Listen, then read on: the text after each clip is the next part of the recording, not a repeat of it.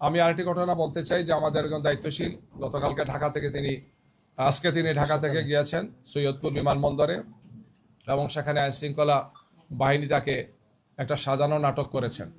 তিনি তার বক্তব্য স্পষ্ট করেছেন যে আমার ব্যবসায়ের জন্য আমি আসা যাওয়া করি, ব্যাংক বন্ধ, আমাকে কিছু লেনদেন করতে হয়, এই জন্য তার সাথে কিছু নগদ টাকা ছিল, যেটি খুবই স্বাভাবিক। একজন মানুষ ব্যবসা করতে পারেন, তার পরিবারের প্রয়োজনে বা অন্য প্রয়োজনে তিনি এটা ক্যারি করতে পারেন। এয়ারপোর্টের মতো একটা রেস্ট্রিক্টেড এরিয়াতে, যেখানে খুবই লিমিটেড মানুষের চলাফেরা, সেখানে একটা নাটক সাজানো হয়েছে যে তিনি এই টাকা নিয়ে যাচ্ছেন এবং এটার বিভিন্ন অর্থ করার জন্য বিভিন্ন ধরনের বলা হচ্ছে নিউজ করা হচ্ছে। ইতিমধ্যে তিনি একজন বয়স্ক লোক, একজন দায়িত্বশীল ব্যক্তি আমাদের, তিনি অসুস্থ হয়ে পড়েছেন মেন্টালি, এই টর্চারের কারণে তিনি এই মুহূর্তে হাসপাতালে আছেন, রংপুর হাসপাতালে তাকে নেওয়া হচ্ছে।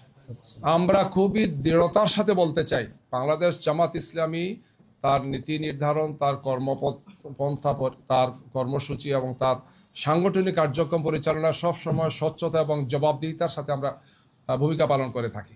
জামাত ইসলামী নেতৃবৃন্দকে, জামাত ইসলামীকে বিতর্কিত করার জন্য এই ধরনের অপপ্রয়াস অতীতে হয়েছে।